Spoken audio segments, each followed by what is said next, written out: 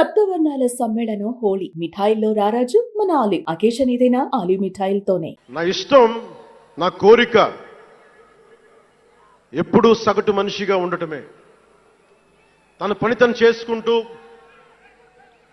ఉండటం, ఎవరి జోలికి వెళ్లకుండా ఉండటం, బతికేయడం, తన కుటుంబం వరకు జీవితాన్ని కుదించడం, సగటు మధ్య తరగతి మనిషిగా బతకాలనేది నా కోరిక చిన్నప్పటి నుంచి.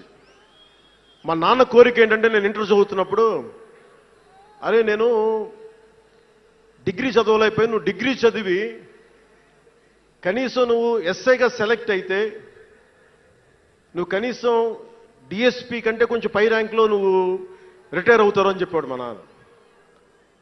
దురదృష్టవశాత్తు నేను డిగ్రీ చేయలేకపోయా. కానీ నేను అంటే నాకు అంతకుమించి కోరికలు లేవు, అది చెప్పడానికి నా ఉద్దేశం. చాలా చిన్న జీవితాలు మాయి. మా అన్నయ్య గారు ఏదో పొరపాటు యాక్టర్ అయిపోయారు తప్ప నాకు రావాలి నేను ఎప్పుడు అనుకోలే. అదే నెల్లూరులో, అదే ఫతేఖాన్పేటలో చిన్న ఇంట్లో ఇంకొక మామిడి మొక్క ఉంటే బాగుంటుంది అనుకున్న కోరిక తప్ప కోట్లు సంపాదించాలి, పేరు రావాలని ఎప్పుడు ఆశించాల. సో నన్ను ఎలా పెంచారు మా ఇంట్లో అంటే మీరు ఆశ్చర్యపోతారు. మొన్న నా friend Anand Sai TTD board సభ్యుడిగా నియమితులయ్యారు. అతను చెప్తా ఉన్నాను నాకు ఈ మధ్యన, నన్ను ఎలా పెంచారంటే మా ఇంట్లో వాడు అతని ఆనంద్ సాయి మాటల్లో, చిన్న తంబి అని తమిళ సినిమా ఉంటుంది, మన తెలుగులో చంటి అని సినిమా తీశారు. చిన్న తంబి కదా ఆనంద్, అవునా?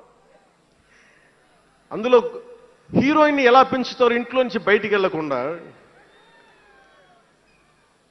చంటిలో హీరోయిన్ మీనాని ఎలా పెంచారు ఇంట్లో నుంచి బయటికి వెళ్లకుండా, మా ఇంట్లో నన్ను అలా పెంచారు.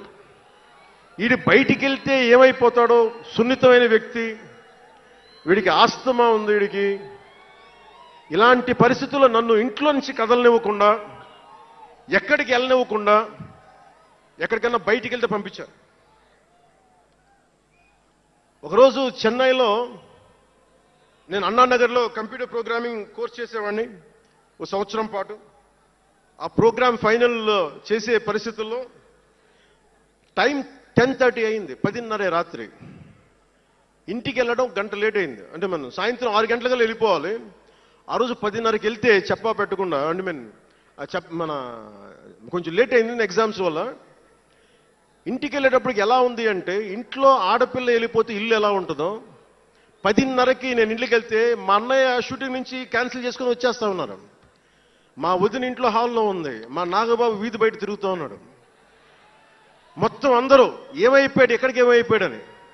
నేను ఎగ్జామ్ రాసి వస్తున్నాను, బస్సులు దొరకలేదు నాకు, 2 బస్సులు మారి రావాలని చెప్పాను. నాకు కార్లు లేవు ఆ టైంలో. అంటే అలాంటి నన్ను, నాకు అలాంటి నన్ను పెంచారు. నన్ను ఇది మా నాగబాబు గారు ఇక్కడే ఉన్నారు, అడగండి, ఆ రోజు గుర్తుండి ఉంటుంది ఆయనకి. అలాంటి నన్ను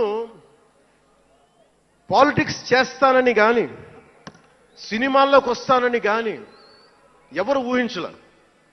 ఎందుకంటే నేనే ఊహించలే.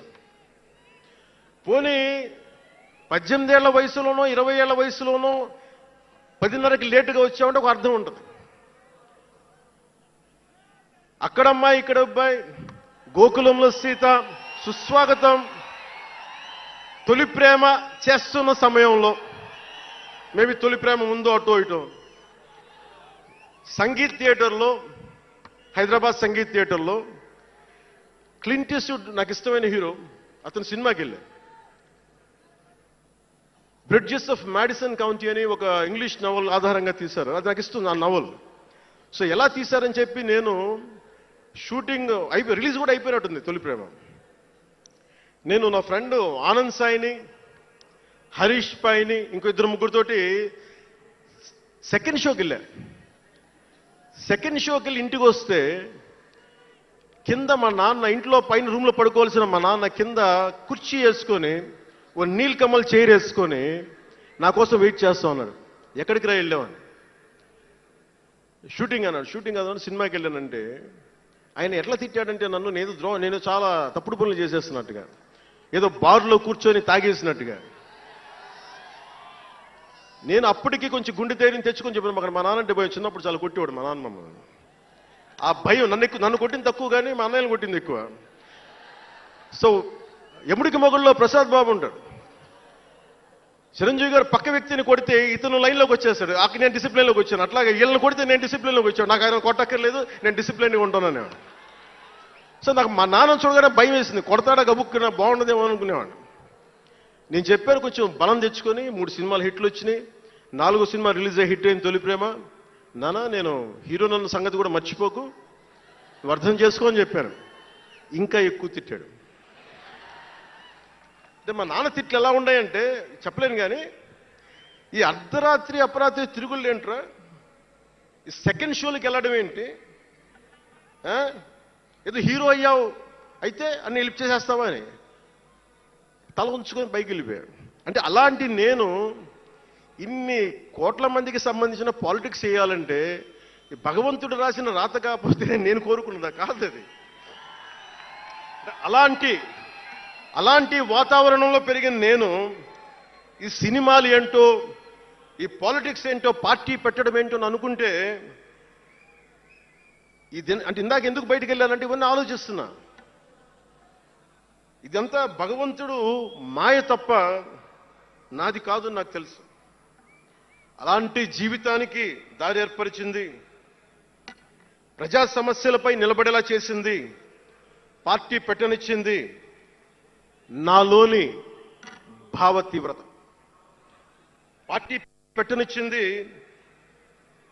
భావ తీవ్రత. పుస్తక పఠనం, డబ్బులు సంపాదించాక ఖర్చు పెట్టనంటే ఎలా కుదరదో,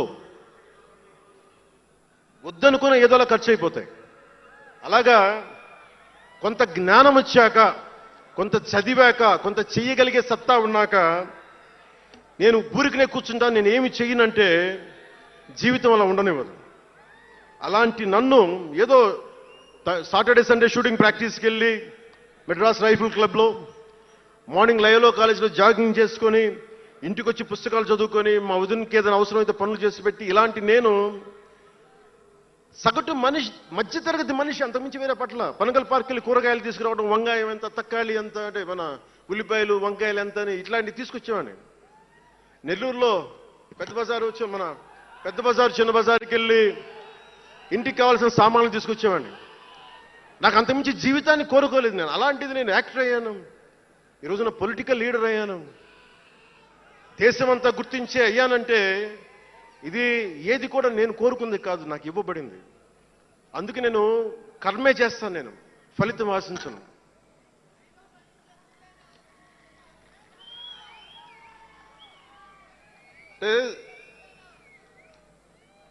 అంటే ఎలా ఉంటుందంటే, అది ఇవన్నీ ఎందుకు చెప్తున్నానంటే, సగటు మనిషి చాలా భయాల మధ్య, చాలా బాధ్యతల మధ్య జీవితాన్ని కొనసాగించాలి. ఒక మాట అంటే ఎక్కువ, ఒక మాట అంటే తక్కువ, చాలా సన్నని గీతల మధ్య బతకాలి. ఒకలాగా చెప్పాలంటే అరిటాకు లాంటి జీవితం.